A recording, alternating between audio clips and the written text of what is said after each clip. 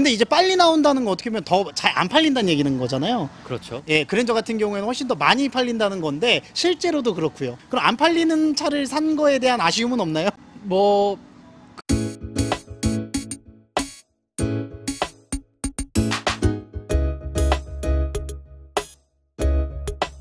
안녕하세요. 대리만족 리뷰의 이대리입니다. 오늘 가져온 차량은요, 기아의 K7 하이브리드 차량에 대해서 리뷰해 보도록 하겠습니다.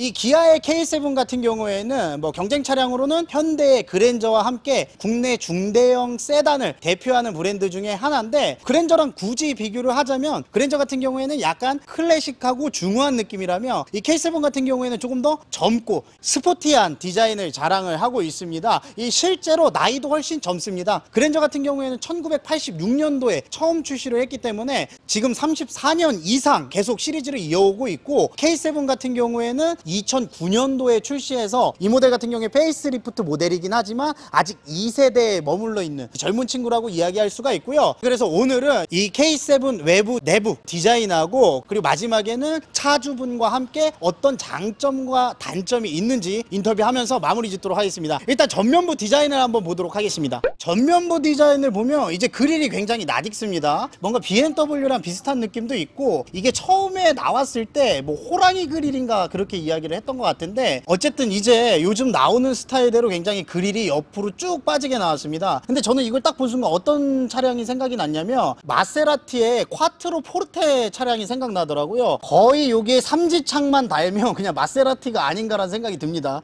이거 따라했는가 모르겠어. 어쨌든 이제 그릴은 마세라티랑 굉장히 비슷하다는 생각이 들고, 그리고 이제 전면부 그릴은 제가 생각하기에는 그렇게 크게 흠잡을 데가 없는데, 굳이 전면 모습에서 뭔가 한 가지 흠을 잡아라 라고 이야기를 하면 저는 이 엠블럼을 뽑고 싶습니다.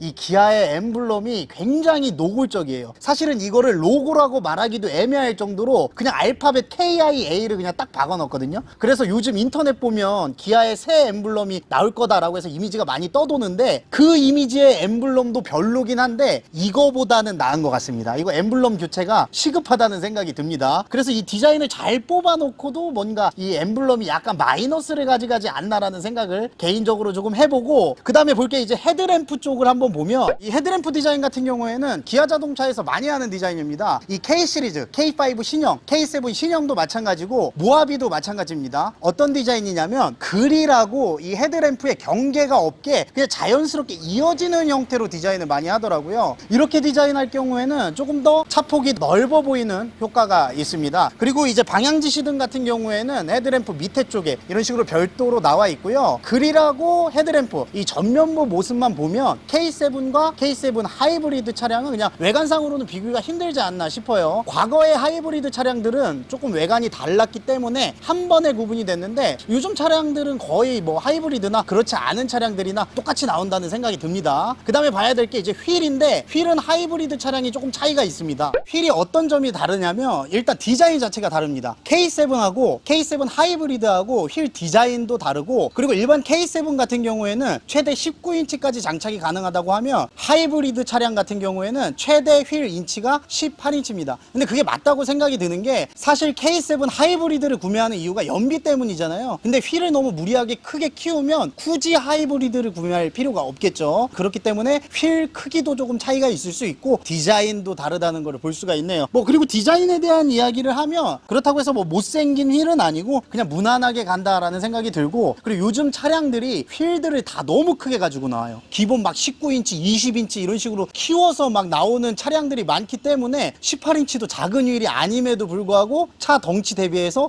조금 살짝 크기가 아쉽다는 생각은 개인적으로 조금 들긴 합니다. 그리고 이제 옆모습을 한번 살펴보면 이게 지금 K7의 옆모습인데 전장 폭이 굉장히 깁니다. 굉장히 길고, 그리고 이제 디자인적인 특징을 뽑자면 그냥 노멀한 디자인이긴 한데, 요즘은 쿠페형 세단이라 그래서 엉덩이를 조금 깎아내는 그런 디자인을 많이 하는데, 이 K7 같은 경우에는 그냥 딱 중대형 세단답게 그냥 세단의 라인 그대로 유지되어 있는 옆모습이라고 볼 수가 있고, 이 마지막으로 뒷모습을 한번 보면 사실 이제 뒷모습 같은 경우에는 이렇다 할 특징이 없는 것 같아요. 뭐 무난한 디자인을 가지고 있는 것 같고, 조금 재밌는 거 여기 뒤에 호미등 같은 경우에는 그냥 테일 램프를 이어버리는 게 아니라 여기 이렇게 점섬을 줘놨습니다. 절치선 마냥 그냥 칼질 바로 하고 싶게 이렇게 절치선 마냥 해놨는데, 이게 K5도 이렇게 해놨더라고요. 그래서 이제 좀 K 시리즈들은 호미등을 좀 이런 식으로 다 통일하지 않나 싶고요. 그리고 트렁크 같은 경우에는 이렇게 엠블럼을 누르면 열리고 크기가 굉장히 넓습니다. 제가 그때 G80 리뷰를 했는데 G80 트렁크보다 이 K7 하이브리드 트렁크가 넓은 모습을 볼 수가 있어요. 언뜻 봐도 골프백 한 3개 정도는 그냥 무난히 실리지 않을까라는 생각이 듭니다. 자, 이렇게 해서 이제 간단하게 외부 디자인을 살펴봤고요. 그리고 이제 본격적으로 실내를 살펴볼 텐데, 자, 일단 이 창문 같은 경우에는 이게 그랜저와 마찬가지로 이중 접합 유리로 되어 있습니다. 앞뒤 다 이중 접합 유리가 들어가 있고, 이 안쪽 디자인을 보면 이제 투톤의 브라운 컬러로 나파 가죽이 들어가 있는데, 이 나파 가죽 같은 경우에 국내 차량 중에 제일 먼저 적용을 한 게 바로 K7 차량입니다. 이 근본 나파 가죽이 들어가 있고, 그리고 이게 메모리 시트가 적용이 돼 있거든요. 그래서 차량에 이렇게 탑승을 한 다음에 시동을 이렇게 걸게 되면 이런 식으로 핸들이 내려오고 시트를 조금 당겨줍니다. 이게 아무것도 아닌 것 같아도 이 기능이 없는 차량들도 많거든요. 그렇기 때문에 이것도 굉장히 편하다는 생각이 들고, 자, 이제 차에 들어왔는데 제가 지금 이제 누르면 이렇게 시동이 바로 걸립니다. 이게 지금 시동이 걸려있는 상태인데 외부 소음 외에 지금 혹시 차 소리 들리시나요? 전혀 안 들리시죠? 이게 저속에는 전기로 가는 차량이기 때문에 아무 소리가 들리지 않습니다. 이 차에서는 전혀 소리가 안 들리고, 그리고 이쪽 이 디스플레이 창 같은 경우에는 12.3인치 디스플레이가 기본적으로 탑재가 되어 있고, 그리고 이런 것들은 이제 우드로 마감이 되어 있네요. 그 밖에 이제 공조를 조정하는 이런 공조 장치 같은 경우에는 요즘 많이 하는 스타일이잖아요. 이게 외국에는 너무 많이 튀어나오면 이 안전적으로 문제가 있다고 해가지고 법으로 걸린다고 하더라고요.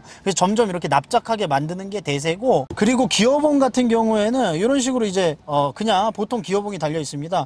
저는 이런 버튼이나 조그보다 그냥 좀 익숙한 이런 기어봉이 훨씬 더 마음에 들더라고요. 그 밖에 뭐 이렇게 열어보면 무선 충전할 수 있는 공간이 있고요. 그리고 컵홀더 공간도 이렇게 있습니다. 그리고 수납 공간 같은 경우에는 이런 식으로 이제 파로마 스타일로 들어가게 되고, 자, 그리고 전면부 계기판 같은 경우에는 전부 다 디지털로 되어 있고, 이게 지금 현재 에코 모드 창이고, 컴포터 모드로 돌리게 되면 이런 식으로 이제 이미지가 변경이 됩니다. 근데 좀 차이점을 말씀을 드리면, 보통 한쪽에 속도계가 있으면 한쪽에 RPM이 있는데, 이 모델 같은 경우에는 하이브리드 차량이기 때문에 이쪽에는 속도가 있고, 이쪽에는 이제 달리면서 배터리를 충전하잖아요. 그래서 배터리 충전되는 상황을 동시에 보여주게 됩니다. 그리고 이제 스포츠 모드로 바꾸게 되면 또 역시 스포츠 모드는 이런 식으로 스포츠 모드에 맞게 디스플레이 창이 또 바뀌는 걸 볼 수가 있겠죠. 자, 이렇게 해서 이제 앞쪽은 다 봤고, 마지막으로 뒷좌석을 한번 보도록 하겠습니다. 자, 제가 지금 이제 뒷좌석에 탑승을 했는데, 이 거짓말 아니라 이 뒷좌석은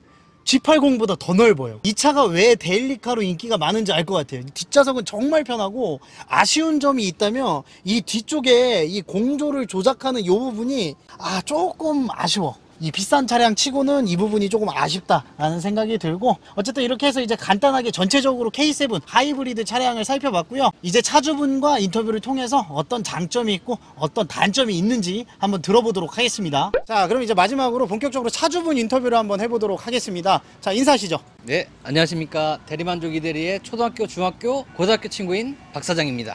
네, 반갑습니다. 자, 제일 먼저 물어보고 싶은 게, 이 그랜저랑 K7이랑 어떻게 보면 많은 분들이 선택을 고민을 하는데, K7을 선택한 이유가 있을까요? 단지 빨리 나와서. 그랜저는 오래 걸리던가요? 네, 얼마나요? 한 4개월 정도 웨이팅 했어야 됩니다. 근데 K7은 바로 나와서 그냥 빨리 나올 수 있는 K7을 선택을 하셨다고 했고, 근데 이제 빨리 나온다는 거 어떻게 보면 더 잘 안 팔린다는 얘기는 거잖아요. 그렇죠. 예, 그랜저 같은 경우에는 훨씬 더 많이 팔린다는 건데, 실제로도 그렇고요. 그럼 안 팔리는 차를 산 거에 대한 아쉬움은 없나요? 뭐 그렇게 큰 아쉬움은 없습니다. 예. 네. 근데 제가 뭐 안 팔려서 좋은 점을 한 가지 말씀을 드리면, 이 현기차가 택시용 차량을 판매를 하잖아요. 네. 근데 이제 그랜저랑 K7도 택시용 판매가 되는데, 이 K7이 택시용 차량 중에 판매가 가장 안 되는 차량이래요. 어허, 그래서 길 가다가 이제 택시로 만날 일은 거의 없죠. 그렇군요. 좋은가요? 뭐 썩 나쁘진 않습니다. 예, 알겠습니다.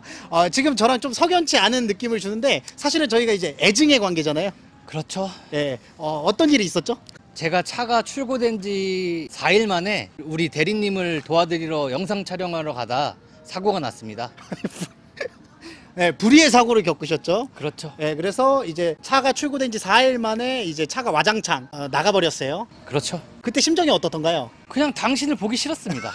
근데 어쨌든 지금은 좀 마음이 많이 풀려서 이렇게 저랑 마주하고 있다고 생각해도 될까요? 그렇게 하시죠. 자, 그러면 이제 두 가지만 딱 물어보고 마무리 지을 텐데 이 K7의 장점은 뭘까요? 정숙성. 왜냐면 하이브리드 차량은 저속은 이제 전기로 가기 때문에 전기차는 똑같은 이런 정숙성, 그렇죠. 연비가 확실히 좋죠. 연비도 좋고. 네. 그래서 정숙성과 연비를 뽑을 수 있고 단점은 뭐가 있을까요? 단점이란 건 딱히 이제 제가 장사를 하는데 이 트렁크 공간이 기존 K7보다는 좀 더 작습니다. 배터리가 뒤에 트렁크 쪽에 탑재가 돼 있어서. 그래서 고기를 생각보다 많이 못 싣고 다닙니다, 제가. 근데 보통 골프채만 싣고 다니는 거 아니에요? 이제 보통 그렇긴 한데 하지만 뭐 예, 그렇다. 고기 실는 걸 못 봤는데. 네. 어쨌든 정리를 하면 K7보다 K7 하이브리드가 트렁크가 조금 더 적다는 거죠. 그렇죠.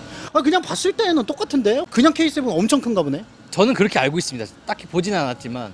딱히 비교한 건 아니지만 얘기를 듣는 것만으로도 단점으로 느껴졌다. 그렇죠. 굳이 꼽으려고 하니까. 거의 뭐 사실은 이제 4일 만에 차가 거의 반파가 됐기 때문에 얼마 못 탔어요, 사실 제가. 그리고 단점을 제가 알 수가 없어요, 지금. 그리고 일단 차한테 정이 떨어졌잖아요. 정뚝떨이죠, 저거. 네, 그래서 바로 그냥 자동 세차 넣고 그렇죠. 그런 사이고 어쨌든 이제 오늘 날씨가 굉장히 더워서 오늘 고생을 많이 했어요. 많이 했죠. 얼굴도 굉장히 타고 있는데 더운 날씨에 차량도 지원해주고 이렇게 촬영을 도와주셔서 너무 감사하고요. 마지막으로 이제 촬영 협조를 도와주신 우리 충북 혁신도시의 훅 세차장 사장님, 거의 뭐 이제 소속사 사장님입니다. 감사 인사드리고 감사합니다. 뭐 주변에 세차하실 분들이 있으시면 꼭 훅 세차장을 찾아주시기 바랍니다. 저희는 여기서 마무리 짓도록 하고요. 다음에 또 뵙도록 하겠습니다. 인사하시죠. 안녕. 안녕.